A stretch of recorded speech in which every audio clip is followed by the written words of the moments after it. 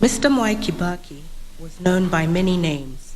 His Othaya constituents called him Mheshimiwa. For the first 30 years he was in government, he was also called Waziri.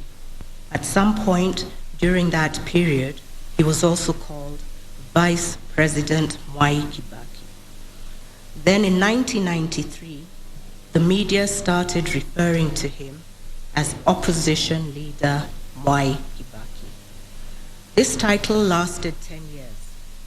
Then he was sworn in as president in December 2002. And everybody started referring to him as Your Excellency, the President of the Republic of Kenya. Through his journeys of transformation from Mheshimiwa to His Excellency the President, Mwai Kibaki remained just dad to me and my 3 brothers. He did everything a dad is supposed to do. He drove me to school when he did not have important early morning appointments.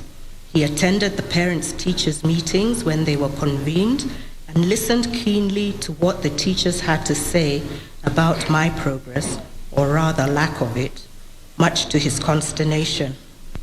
He seemed to be more appraised about my diligence in making numerous friends, but not in scoring A's. He took all this in his stride, just as he did so many other things in his life. Many people have referred to my dad as their mentor. Mwai Kibaki was my mentor too. He mentored me on so many aspects of my life. Patience was one value I learned from him. He taught me that nothing good comes instantly. You must work hard at it. He said, stay focused. He often said, and those who chose to listen to his wise counsel, me included, managed to navigate the challenges that life presents. We shared Dad, not just with his constituents here in Othaya, but with the rest of Kenya and in fact the whole world. People often wondered how such a high-ranking leader could have time for his family. Dad had plenty of time for me and my siblings. He blocked off his diary when we were on school vacations and took time to be with us.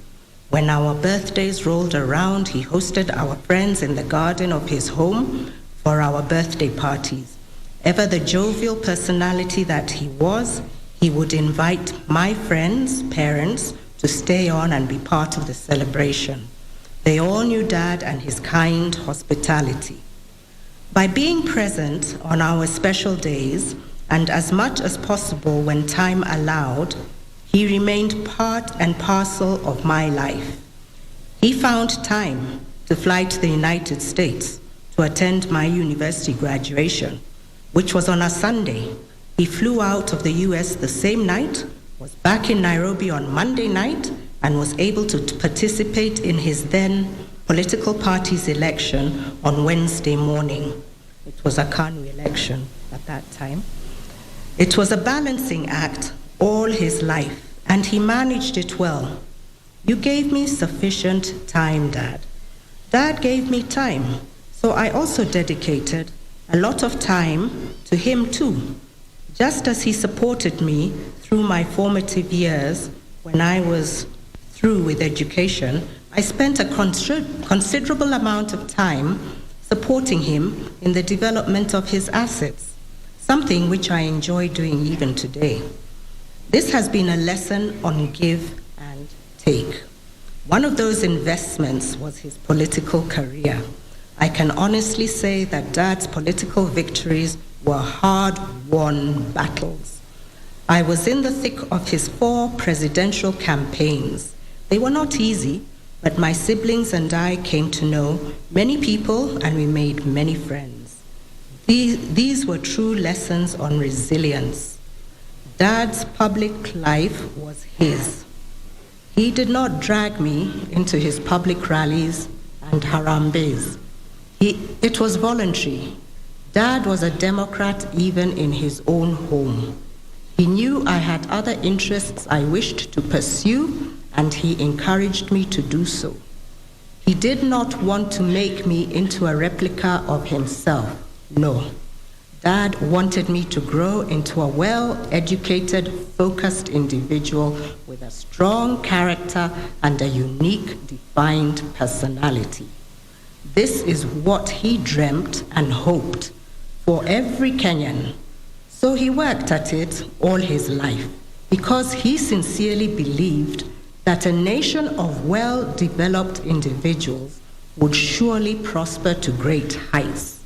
This was Dad's vision. My father was a great man, yes. He also had fine human qualities. He was kind and very generous.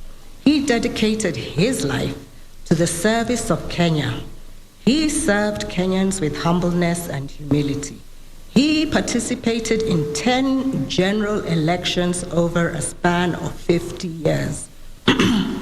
Each time, going back to request his constituents to re-elect him as member of parliament to enable him to continue serving them. Each time, they did re-elect Dad because they believed him and he lived up to his promises. I can say there are many lessons that can be learned from my dad's life. One of the more important ones is that victory can be gained peacefully. Dad was peaceful at home and in his work. Your work has been diligently done, Dad. You carried yourself with so much dignity. I am at peace. Rest in peace, Dad. I will always love you.